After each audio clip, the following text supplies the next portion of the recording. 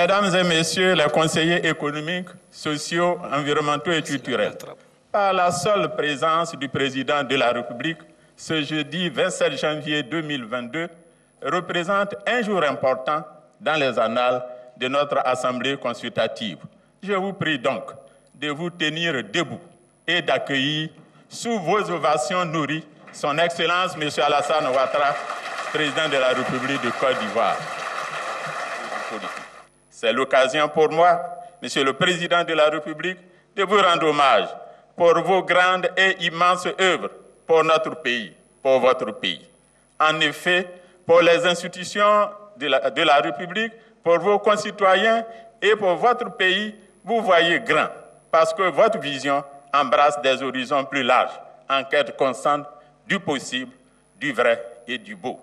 Ayant perçu les enjeux de l'environnement et de la culture pour la Côte d'Ivoire, vous avez jugé opportun d'étendre formellement le champ d'activité de notre Assemblée consultative à ces problématiques.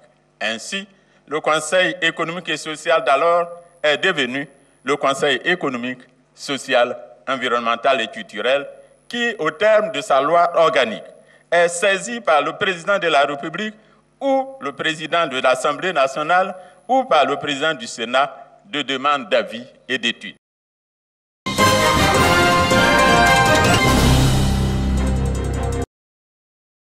Notre victoire signifie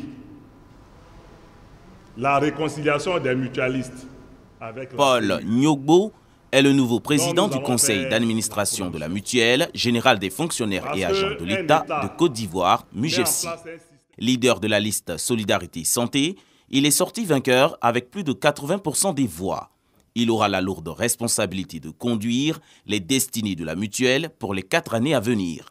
Les 10 nouveaux membres du conseil et les 3 élus du comité de contrôle s'engagent à faire des réformes. Les produits optionnels qui portent à mal le portefeuille du fonctionnaire seront supprimés parce que la mutuelle n'est pas une assurance. Le comité électoral national de la MUGEFSI, dirigé par Colette Koné, s'est félicité du bon déroulement du vote réalisé par les 300 délégués élus représentant les membres participants des régions et districts du pays. Aujourd'hui, c'est une grande satisfaction pour nous d'avoir atteint cet objectif que nous nous sommes fixés et qui a été la vision de Monsieur le ministre de l'Emploi et de la Protection sociale. Promouvoir la couverture maladie universelle, CEMU, pour les 200 000 agents de l'État, reste le vœu du ministre Adama Kamara pour les mutualistes. L'un des combats que nous devons mener, c'est celui de la vulgarisation de la couverture maladie universelle. Oui, la couverture maladie universelle est une bonne chose. Et vous, les fonctionnaires et agents de l'État, vous devriez être fiers de dire c'est parce que la MUGEFSI marchait bien qu'on a voulu qu'à l'instar de la MUGEFSI, tous les résidents en Côte d'Ivoire puissent être soignés s'ils tombent malades. L'Assemblée générale, l'organe suprême de la MUGEFSI, se réunit en session ordinaire au moins une fois par an pour délibérer sur la gestion courante de la mutuelle.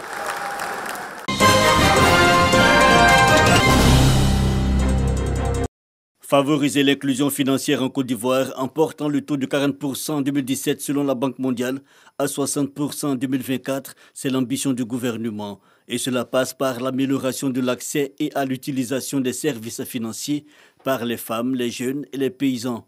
Dans cette optique, une agence de microfinance va bientôt sortir de terre à Kwasi-Kwasiko à l'initiative du maire de la commune, d'où la pose de la première pierre. Sans la première économie qui est l'épargne, nous ne pouvons pas aider nos parents, nous ne pouvons pas aider nos frères, nos sœurs à travers le microcrédit.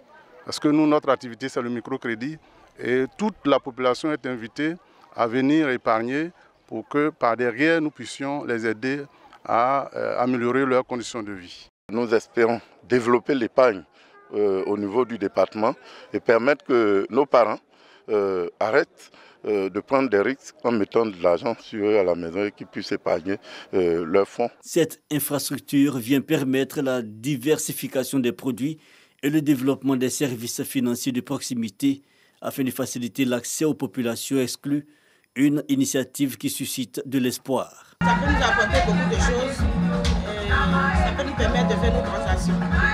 Pour le représentant du ministre de l'Économie et des Finances, c'est la concrétisation de la vision du président de la République.